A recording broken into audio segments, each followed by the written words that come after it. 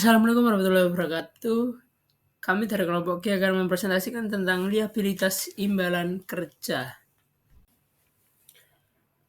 Saya David Primaca Rosadi dengan NPM akhir 280, rekan saya Jarah Yakenanya dengan NPM akhir 007, rekan saya Salsabila Saril Azhara dengan NPM akhir 016, dan yang terakhir rekan saya Nur Raini Sunawati dengan NPM akhir 040.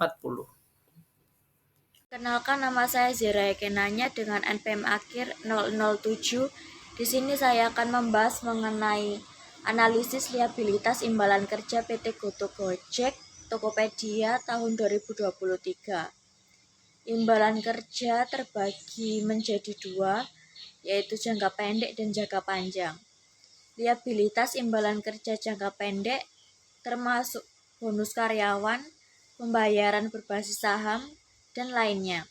Kemudian liabilitas imbalan kerja jangka panjang itu merupakan kewajiban pasca kerja yang terdiri dari biaya jasa kini, bunga jasa lalu, dan penyesuaian aktuarial. Liabilitas imbalan kerja jangka pendek 2023 pada Gojek. Yang pertama ada bonus karyawan senilai 316.940 juta.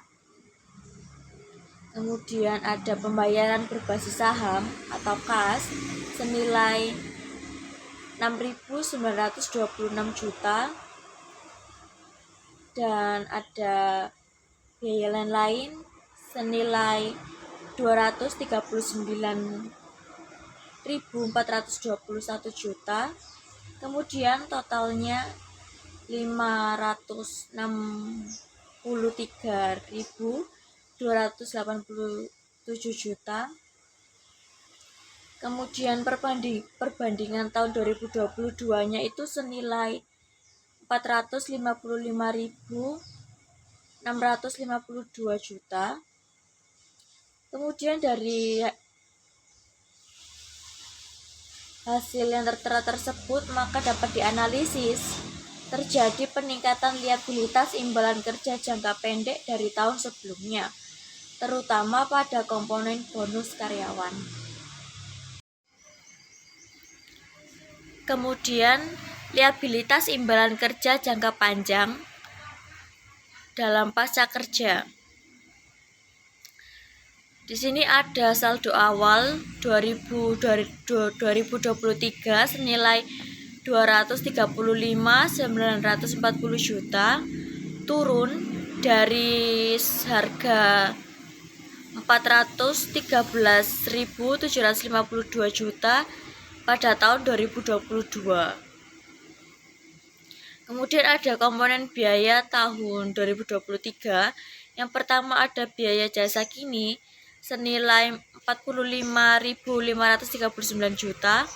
Kemudian ada biaya bunga senilai 15.537 juta.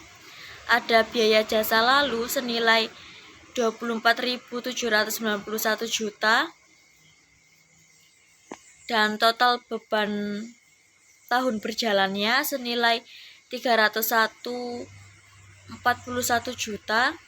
Kemudian analisis ini terdapat pengurangan signifikan dari kewajiban awal, terutama dipengaruhi oleh penurunan biaya jasa lalu. Dan di sini ada pengukuran kembali serta penyesuaian lainnya. Pengukuran kembali ini ada kerugian aktuaria dari asumsi keuangan senilai 52.245 juta. Kemudian ada kerugian dari asumsi demografis senilai 1.391 juta. Dan ada penyesuaian pengalaman senilai 36.087 juta. Kemudian ada penyesuaian lainnya, yaitu pembayaran imbalan dan perubahan metode akuntansi. Maka dapat dianalisis bahwa penyesuaian aktuaria menunjukkan dampak besar dari perubahan asumsi keuangan, terutama dalam menurunkan nilai kewajiban pasca kerja. Kemudian jatuh tempo kewajiban imbalan pasca kerja. Di sini ada tertera bahwa durasi rata-ratanya itu 3,17 sampai 14,60 tahun. Kemudian pembagian jatuh tempohnya ada yang kurang dari 1 tahun senilai 900, yang kurang dari 1 tahun itu senilai 9.384 juta. Kemudian 1 sampai 2 tahun itu 13.924 juta. Yang 2 sampai 5 tahun senilai 43.918 juta. Kemudian lebih dari 5 tahun senilai 5.153.107 juta. Kemudian total kewajiban pasca kerjanya senilai 5.220.330 rupiah. Maka dapat dianalisis bahwa mayoritas kewajiban pasca kerja jatuh tempo dalam jangka panjang kurang lebih 5 tahun, menunjukkan stabilitas jangka panjang bagi perusahaan. Selanjutnya ada asumsi aktuaria utama pada tahun 2023. Di sini tertera bahwa tingkat diskontonya itu 6,75% sampai 6,80%. Kemudian kenaikan gaji masa depannya itu 7,50%. Tingkat pengunduran dirinya 10 sampai 20%. Kemudian dapat dianalisis bahwa asumsi aktuaria ini digunakan untuk menghitung kewajiban pasca kerja dengan tingkat diskonto yang cukup konservatif. Dan ada sensitivitas terhadap perubahan asumsi. Di sini dampak perubahan diskonto ada penurunan 1% meningkatkan kewajiban pasca kerja sebesar 24.366 juta. Kemudian ada kenaikan 1% menurunkan kewajiban pasca kerja sebesar 20.325 juta. Serta dampak perubahan kenaikan gaji, kenaikannya 1% meningkatkan kewajiban sebesar 23.057 juta. Kemudian penurunan 1% mengurangi kewajiban sebesar 19.865 juta. Maka dapat dianalisis bahwa sensitivitas ini menunjukkan bahwa perubahan kecil pada tingkat diskonto atau kenaikan gaji dapat berdampak signifikan pada nilai kewajiban pasca kerja.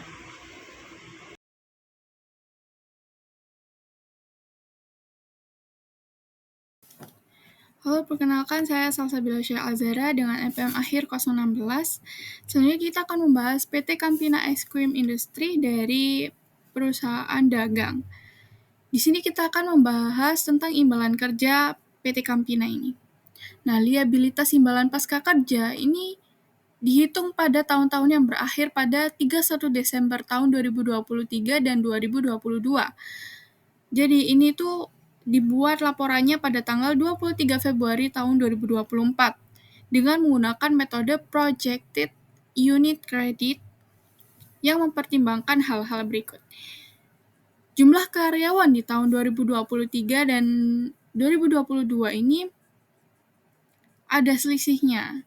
Jadi lebih banyak di tahun 2023, yaitu 880.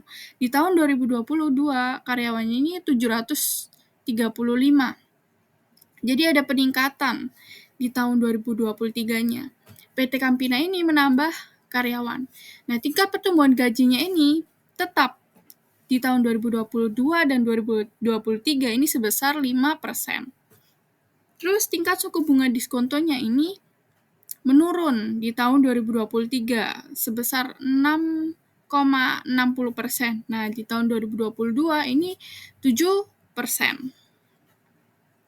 Umur pensiunnya juga sama di tahun 2023 dan 2022, jadi tidak ada perubahan di umur pensiun dan tingkat pertumbuhan gaji.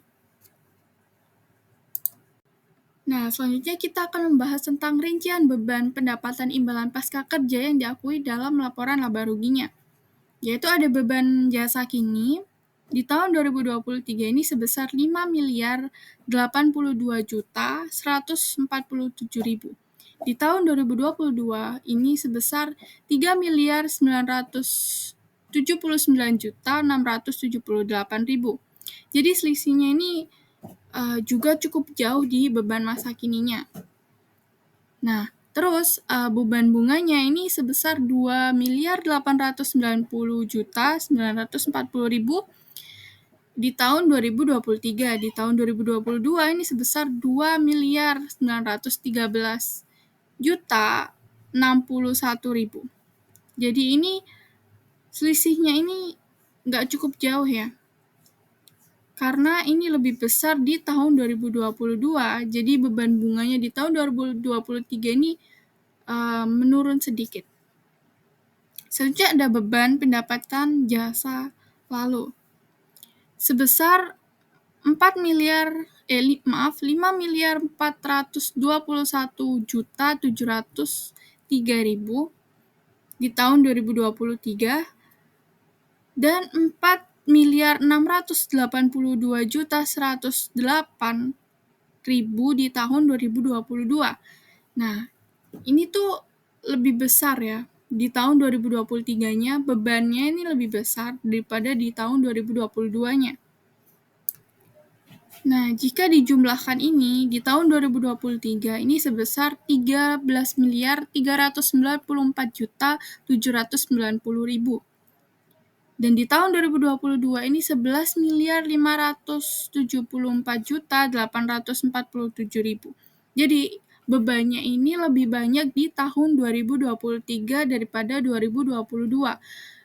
Semakin banyak beban yang dikeluarkan sebuah perusahaan ini berarti semakin sedikit laba yang diperoleh perusahaan tersebut.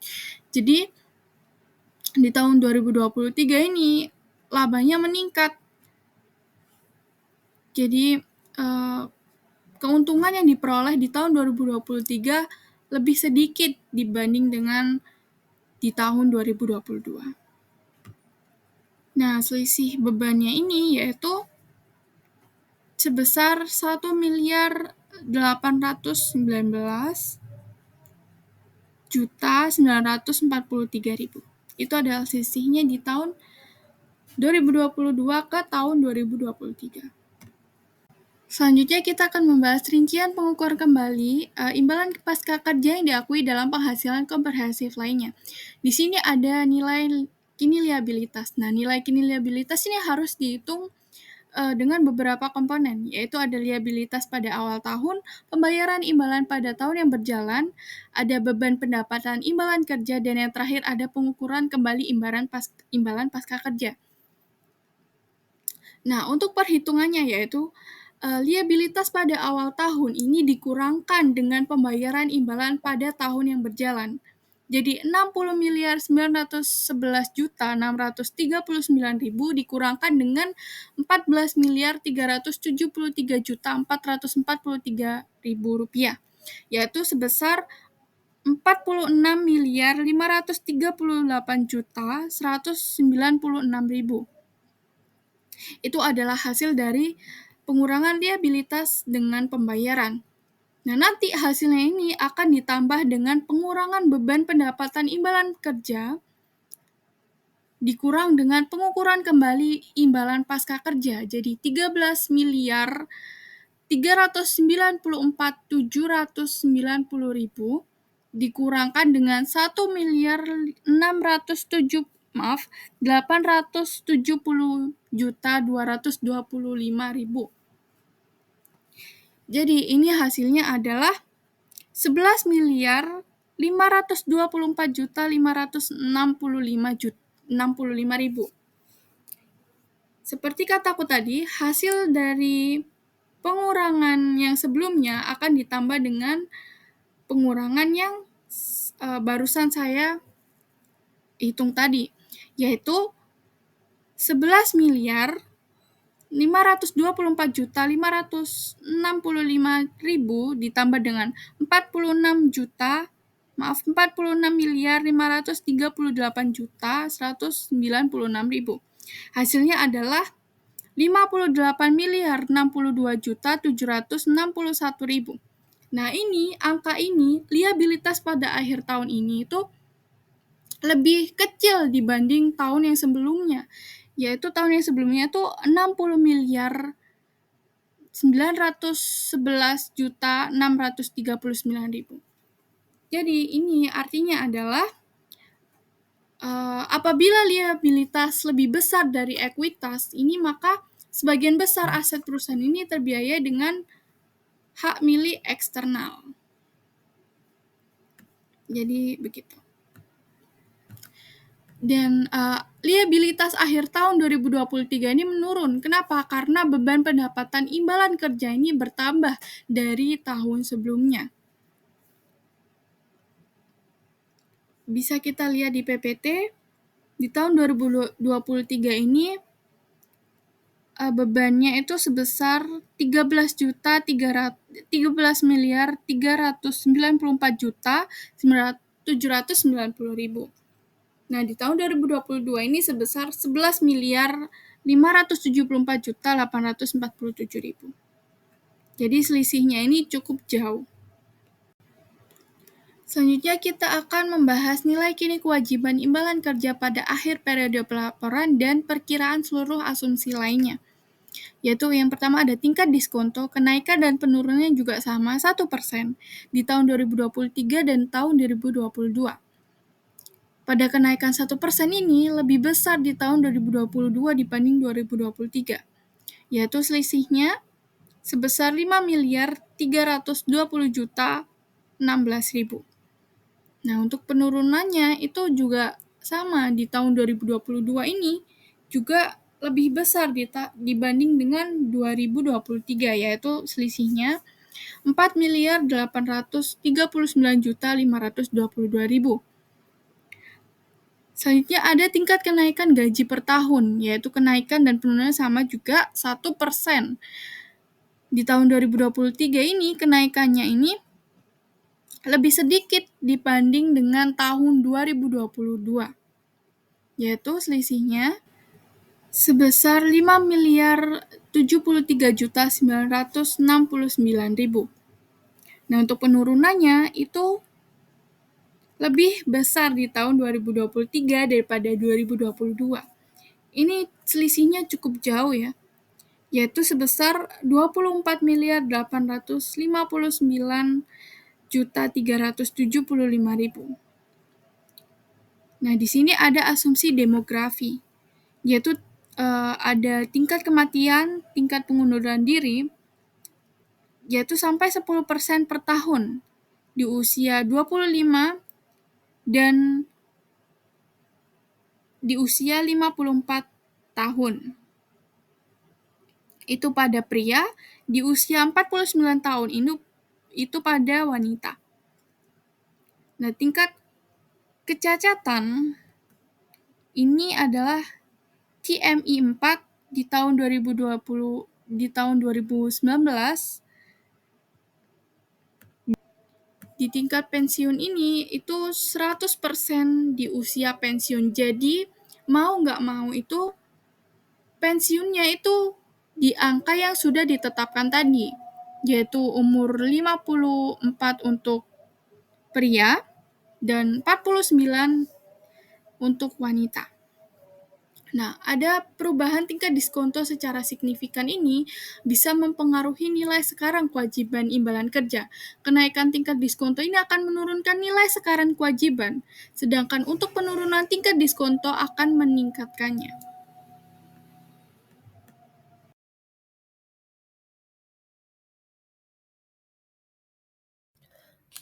Pada PT Pabrik Kertas Jiwi Kimia pada tahun 2023-2022 tingkat diskonto mendapatkan hasil 5,52% sampai 7,43% per tahun, dan untuk tingkat kenaikan gaji 5% per tahun saja. Dan untuk tingkat pengunduran diri secara sukarela 8% untuk karyawan berumur di bawah 30 tahun dan akan secara sukarela terus berkurang sampai 0% pada usia 50 tahun sampai 50 tahun. Selanjutnya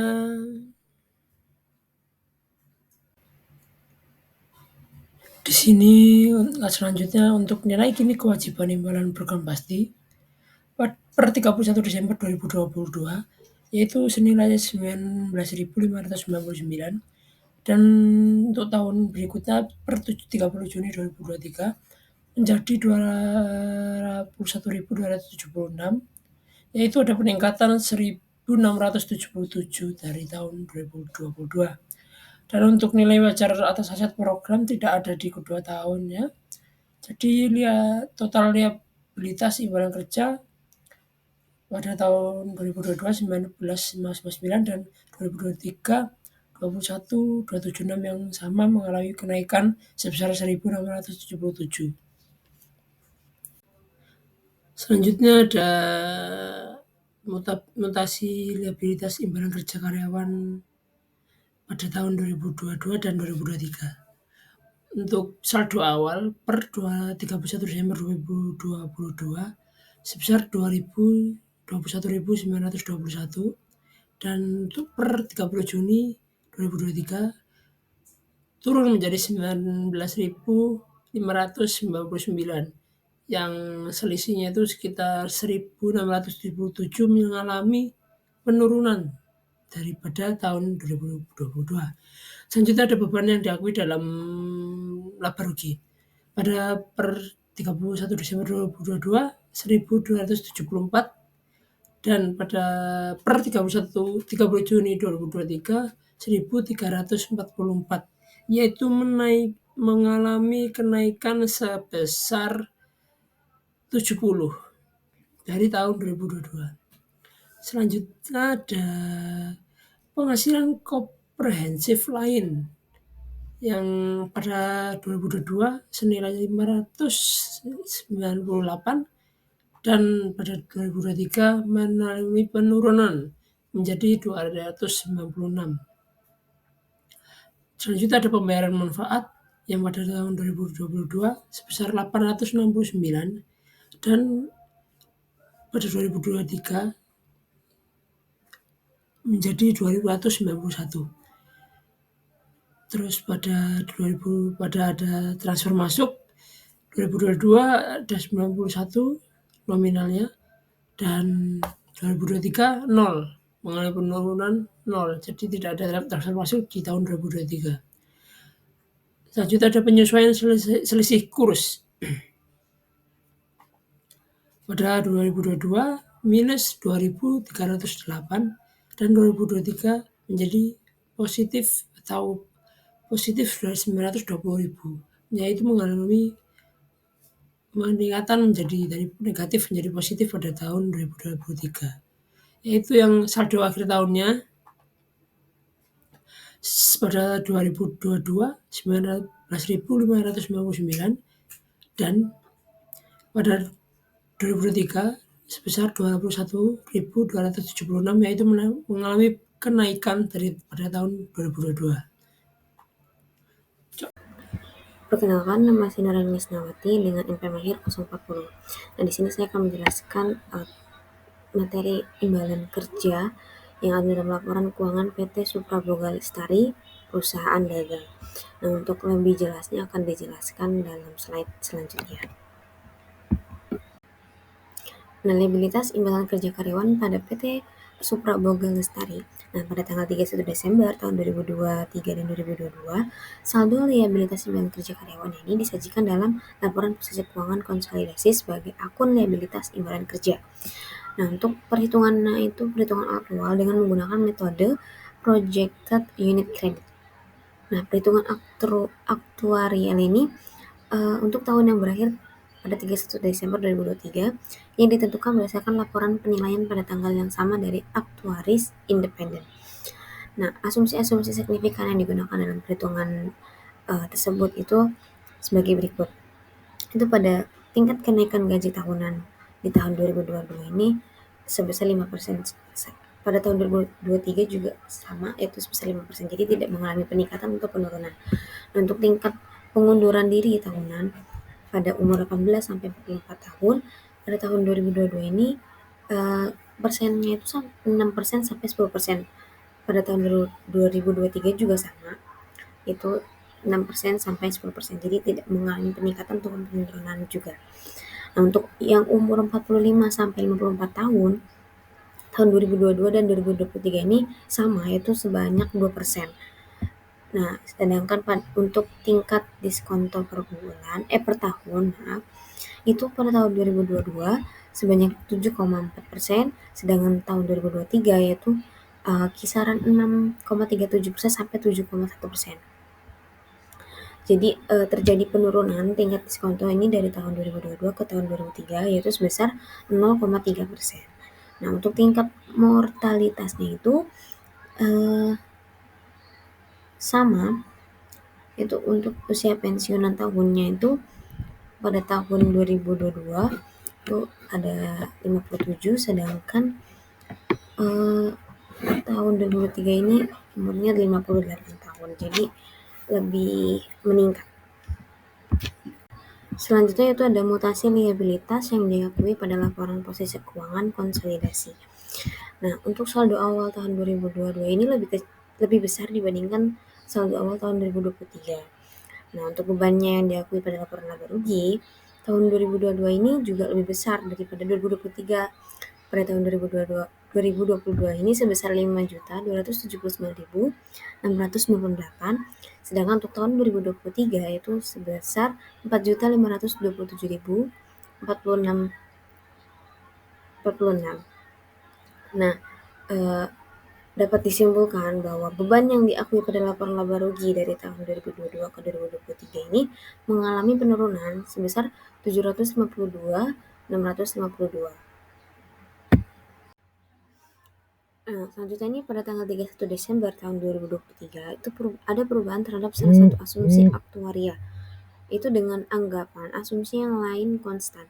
Nah, akan berdampak kepada liabilitas imbalan kerja karyawan seperti pada tabel di bawah, yaitu tingkat diskonto mengalami kenaikan 1% dan penurunan 1%, dan juga ketika tingkat kenaikan gaji mengalami kenaikan serta penurunan sebesar 1%. Nah, pada intinya yaitu ketika tingkat diskonto naik 1%, maka nilai kewajiban ini akan turun. Nah, kalau sesuai dengan nilai tabel maka akan turun menjadi sebesar 2.926.492. Nah, untuk yang tingkat kenaikan gaji itu ketika tingkat kenaikan gaji ini naik 1%, maka nilai kewajiban ini akan meningkat.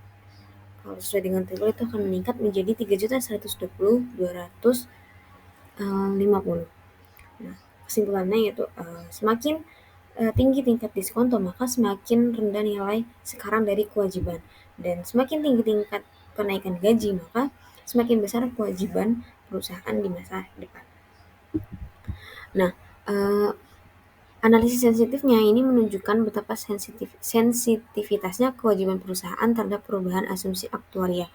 Meskipun dalam analisis yang di atas tadi itu tidak memperhitungkan distribusi arus kas yang sebenarnya, akan tetapi angka-angka yang ditunjukkan ini sudah memberikan gambaran umum tentang risiko yang terkait dengan perubahan asumsi. Nah, untuk mutasi penghasilan komprehensif lainnya itu pada tahun 2022 pengakuan di tahun berjalannya itu sebesar 3.643.451, dan untuk tahun 2023-nya itu sebesar 7.403.156.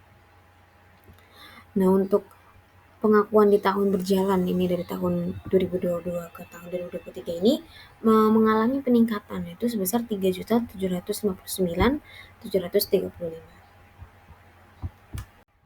Dan terakhir itu ada pembayaran kontribusi yang diharapkan dari kewajiban imbalan kerja pada tahun mendatang adalah sebagai berikut. Seperti yang ada di gambar, yaitu saldo akhir tahun 2022 untuk pembayaran kontribusi yang diharapkan dari kewajiban imbalan kerja pada tahun mendatang itu sebesar 31.888.666. Nah, sedangkan untuk 2023 yaitu sebesar 43.287.655. Atau dapat untuk yang tahun 2023 dan 2022 ini dapat disimpulkan juga yaitu dengan dalam 12 bulan mendatang pada tahun 2023 yaitu sebesar 2.349.295 dan untuk tahun 2022 yaitu sebesar 1.401.875. Nah, untuk antara 1 sampai 2 tahun itu untuk tahun 2023-nya sebesar 1.729.25 dan untuk tahun 2022-nya itu 12.209.671. Nah, atau dapat disimpulkan bahwa pembayaran kontribusi yang diharapkan dari kewajiban imbalan kerja pada tahun mendatang dari tahun 2022 ke tahun 2023 ini mengalami peningkatan yaitu sebesar 11.398.989. Jadi kesimpulannya, pada PT Goto Gojek Tokopedia Tbk terjadi peningkatan liabilitas imbalan kerja jangka pendek dari tahun sebelumnya, terutama pada komponen bonus karyawan, dan terdapat pengurangan signifikan dari kewajiban awal, terutama dipengaruhi oleh penurunan biaya jasa lalu. Penyesuaian aktuaria menunjukkan dampak besar dari perubahan asumsi keuangan, terutama dalam menurunkan nilai kewajiban pasca kerja. Dan PT Goto Gojek mayoritas kewajiban pasca kerja jatuh tempo dalam jangka panjang kurang dari 5 tahun, menunjukkan stabilitas jangka panjang bagi perusahaan.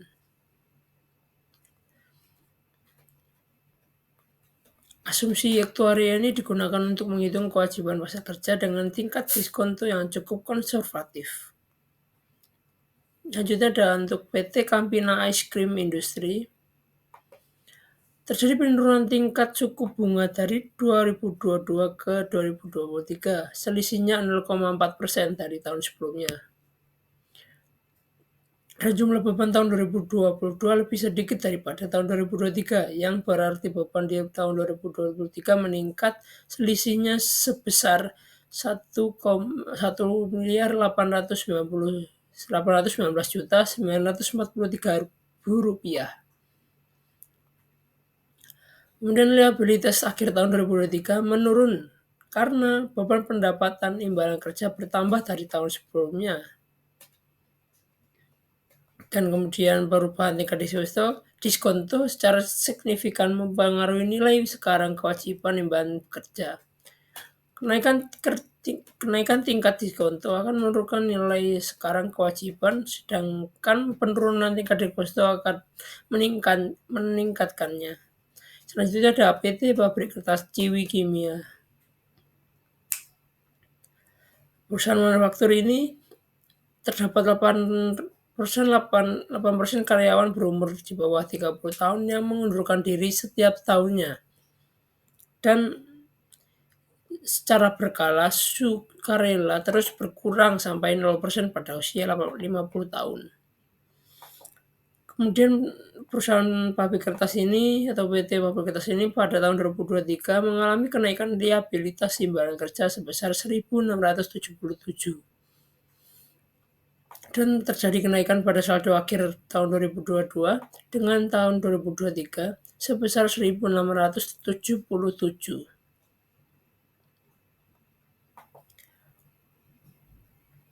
Selanjutnya dengan PT Supra Boga Lestari. Terjadi penurunan tingkat diskonto dari tahun 2022 ke 2023, yaitu sebesar 0,3%. Kemudian beban yang diakui pada laporan laba rugi dari tahun 2022 ke 2023 mengalami penurunan sebesar 752.652 rupiah. Untuk pengakuan di tahun berjalan dari tahun 2022 2022 ke 2023 mengalami peningkatan sebesar Rp3.759.735. Dan pembayaran kontribusi yang diharapkan dari kewajiban imbalan kerja pada tahun mendatang dari tahun 2022 ke 2023 mengalami peningkatan sebesar Rp11.398.989.